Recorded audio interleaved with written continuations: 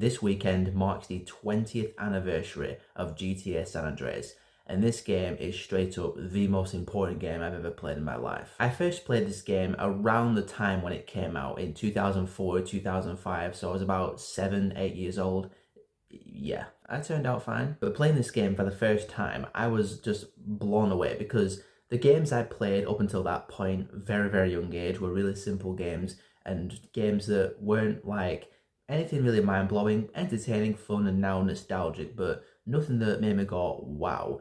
GTA San Andreas was the first one to do that because it presented this open world, which was 3 states, 3 cities, and a countryside and a desert, and I was just in awe of the scale of this game. Long story short, San Andreas introduced me to the concept of open world games, and it gave us, at the time, a really big map full of just so much things to do, so many different parts of the state to go and explore, different landscapes, different geography.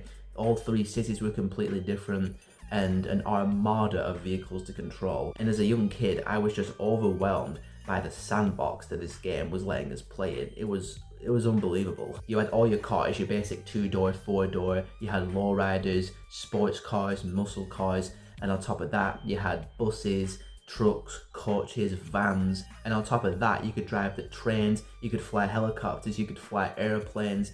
I was just absolutely blown away when I went to the hangar at the Las Venturas airport and saw the big AT400 in there, and I pressed triangle and you could actually get in it and fly it. I was like, what is this game? This is just next level stuff. And then on top of all of that, you had all the side missions and just side content in general to do in the game. GTA San Andreas gives games today a run for their money in terms of the amount of side missions. Obviously, you have your classic GTA vigilante missions, ambulance missions, firefighter missions, taxi missions. They were really cool.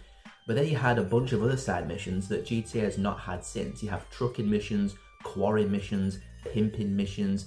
You also have the valet parking missions, the train driving missions, all the different schools, the driving school, the bike school, the flying school, the boat school, the import-export list at the docks in San Fierro where you have to go out and find all the cars, bring them back, and then get in the crane to pick them up and put them on the container ship. Gambling in the Four Dragons Casino in Las Venturas. There was the different gyms where you could go and learn different fighting styles. You could straight up learn Kung Fu and start roundhousing people on the street. That was awesome. Plus the RPG elements like the weight gain system where eating lots of food actually puts on weight and you can go to the gym, exercise, burn the weight off. San Andreas is just full of stuff to do and it really is a blueprint for open world games in terms of size for its time and just filling the open world with so much cool things to do, so much cool missions and cool side activities.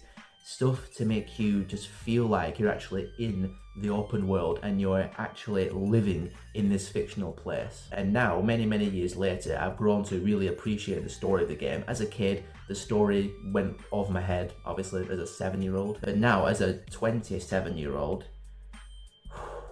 I really enjoy the storyline of CJ coming back to San Andreas, trying to put the pieces of his family back together and also growing beyond his hood origins and growing a criminal empire, going to Las Venturas and opening all the casinos with Woozy Moo.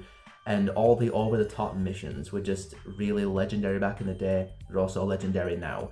And it's just a completely memorable game in every regard. And all the memes that have come out of it now just cement this game in pop culture legacy forever, and I just couldn't be happy about that. But it wasn't just open world games and Rockstar games that San Andreas introduced me to. San Andreas also really shaped my taste in music with its in-game radio stations, mainly K-Rose and KDST. Listening to K-Rose whilst driving through Red County and the Back or Beyond was just such an immersive experience every single time. And just listen to this list. You've got Crazy by Willie Nelson, Hey Good Looking by Hank Williams, Louisiana Woman, Mississippi Man, that was a banger, by Conway Twitty and Lorette Lynn, Bed of Roses by the Statler Brothers, Amos Moses by Jerry Reed, I Love a Rainy Night by Eddie Rabbit, one of my favourites, All My Exes Live in Texas, classic, Mamas Don't Let Your Babies Grow Up to Be Cowboys by Ed Bruce, 3 Cigarettes in the Ashtray by Patsy Cline, just banger after banger after banger. And this game kind of made me a closet country music fan, and I don't care. I love country music thanks to K-Rose. But much more importantly, KDST, hosted by Tommy the Nightmare Smith. This radio station right here really cemented my love for rock and classic rock, and that formed the foundation for my general taste in music. Again, just listen to this list of bangers: Barracuda by Heart, Strutter by Kiss, Smoking by Boston, Some Kind of Wonderful by the Grand Funk Railroad, awesome song, Woman to Woman by Joe Cocker, Get Down to It by Humble Pie, A Horse of No Name by America, that I just immediately associate with this game. Eminence Front by The Who, Free Bird by Lynyrd Skynyrd, amazing song. It was in GTA San Andreas before it was in Kingsman. Two Tickets to Paradise by Eddie Money, Young Turks by Rod Stewart, that is probably the quintessential song of this game's soundtrack. You've also got Running Down a Dream by Tom Petty, another incredible banger. That's why I say GTA San Andreas is the most important video game that I've ever played. It introduced me to open world games, it introduced me to the GTA series, and it introduced me to Rockstar games, and that forged my path to now being the Rockstar Games fanatic that I am today, and being so excited for GTA 6 to come out. But it also shaped my taste in music with the country music, and more importantly, the classic rock station KDST. Which is why the game, now being 20 years old, is so bittersweet, because it's been 20 years since my childhood, and passage of time, you know how it is. I'd love to know your memories with GTA San Andreas. What do you remember most from back in the day? What's your favourite part of the game? What's your favourite vehicle? What's your favourite part of the map?